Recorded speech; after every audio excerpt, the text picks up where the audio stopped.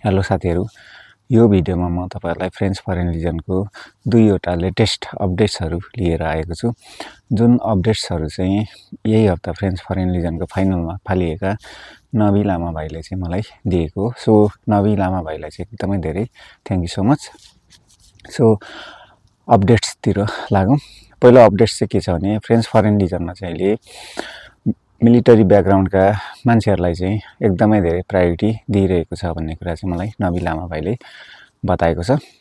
Military background यानी कि जो चाहिँ पहिला मिलिटरीमा काम गरेका थिए, जस्तो कि नेपाल आर्मी, पुलिस, त्यस्तै गरेर इन्डियन आर्मी, त्यस्तै गरेर बहराइन पुलिस, त्यस्ता मिलिटरी ब्याकग्राउन्डमा काम गरेका मान्छेहरुलाई चाहिँ अहिले फ्रेन्च फरेन लिजनमा यानी कि मान्छे भन्दा पनि क्यान्डिडेट्सहरुलाई चाहिँ एकदमै धेरै प्रायोरिटी दिइरहेको छ भन्ने कुरा चाहिँ मलाई सुनाउँदै थियो। किनभने यो चाहिँ फ्रेन्च फरेन लिजनको क्याम्पमा बस्दाखेरि चाहिँ अघिल्लो हप्ता पनि मिलिटरी ब्याकग्राउन्डका मान्छेहरु चाहिँ भर्ती लागेको, त्यसै गरेर त्यो हप्ता पनि यो हप्ता पनि निस्केको हप्ता पनि फ्रेन्च फरेन लिजनमा चाहिँ मिलिटरी ब्याकग्राउन्डका क्यान्डिडेट्सहरु चाहिँ भर्ती लागेको कुरा चाहिँ मलाई शेयर गर्दै थियो।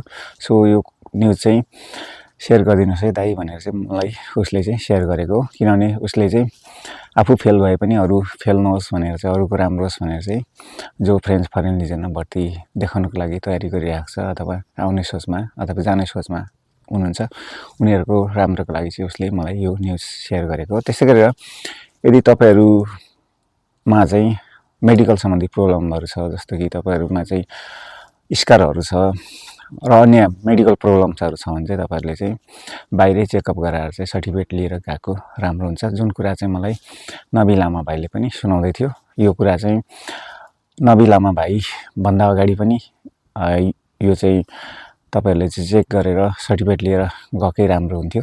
बट नबी लामा भाइले पनि भन्दै थियो यो चाहिँ एकदमै राम्रो तपाईहरुलाई चाहिँ अपडेट्स हो।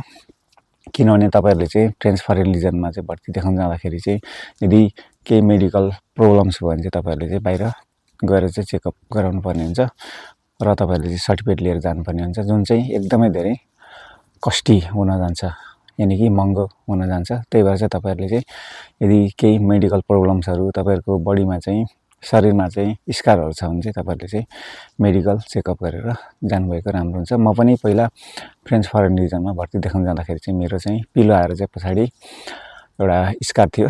मैले त्यसको चाहिँ बाहिर गएर एक्सरे गरेर जानु परेको थियो मेडिकल रिपोर्ट लिएर। सो यो कुरा चाहिँ एकदमै सत्य हो। त्यही भएर चाहिँ तपाईहरुले केही मेडिकल प्रब्लम्सहरु छ, स्कारहरु छ भने चाहिँ तपाईहरुले चाहिँ बाहिरै चेकअप गरेर चाहिँ सर्टिफिकेट लिएर गएको राम्रो हुन्छ।